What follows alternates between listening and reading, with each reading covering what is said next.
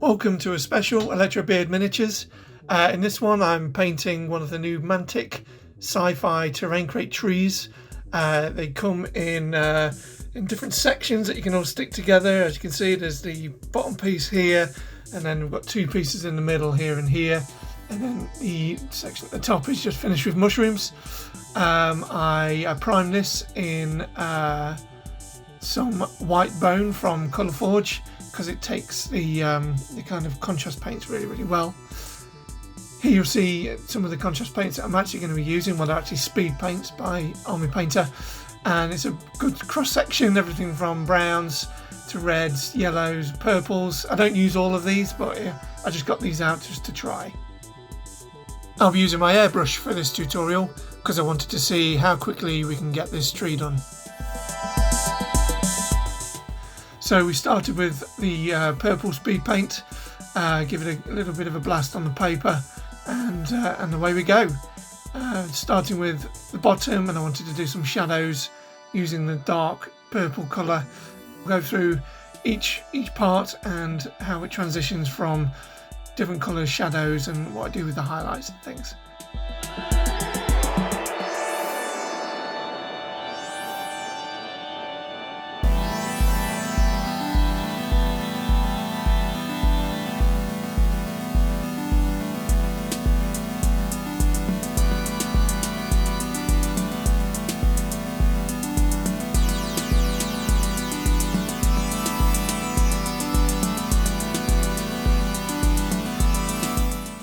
Next up, we've got the like a purpley pink colour, which is a nice contrast to the shadowed purple that I used underneath.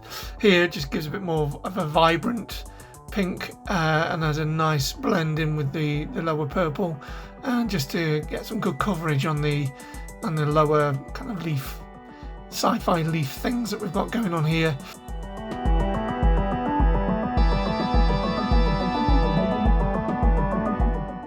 And you'll see here the nature of the speed paints. You can see when it pulls around, you can still see the shadows and everything in. So I'm using the white primer. You can see some of the highlights coming through. So next up we have some blue. So we're going to go from the deep purpley pinks into the blue colour, and all I do is just shove it straight into the top of the airbrush, give it a little mix and see where it starts to blend in, and then you can start the transition from one colour to the next.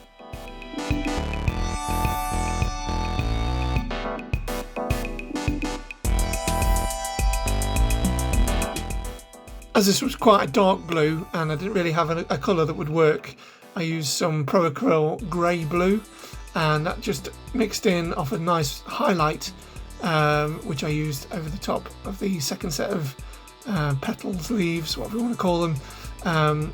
And you'll see it's quite a flat colour, but we'll address that in a bit when we come to a bit more of the blending, some of the higher and lower colours.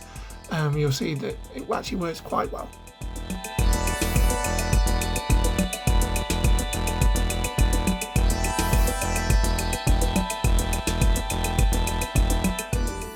We move back to the speed paints, and here we have a very nice blood red. I've used this quite a lot on don't worry about the overspray, as I said a minute ago. That comes back into where we start with the transitions.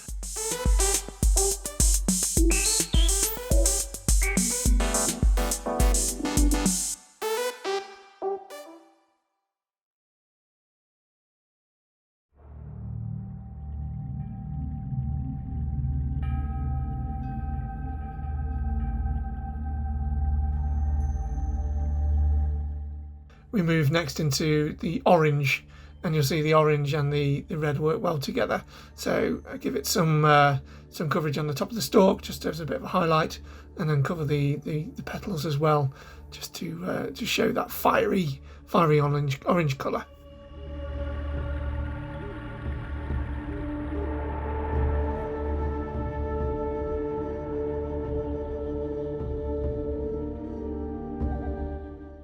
As you can see with the orange, I've started to blend some of the other colours that we did earlier.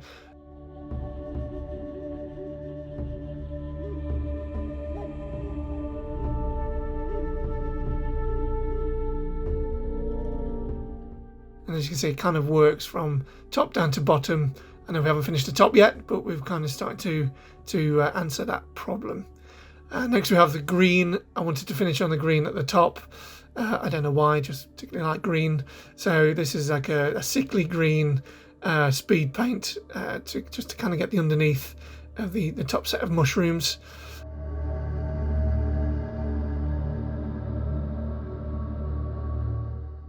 I'm using this just to sort of blend in with certainly the orange and some of the blues and purples that we had earlier on. Although it doesn't show much on the purple, it does show up quite well on the blue.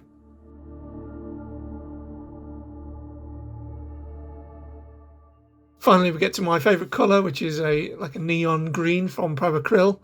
I think it's called green yellow. And I just wanted to finish the top of the mushrooms with a real vibrant green, and blend that in with the green that I used before, so you can see it kind of just blends in quite nicely, and brings some of the orange that we overlapped in as well. Just gives it that nice organic feel.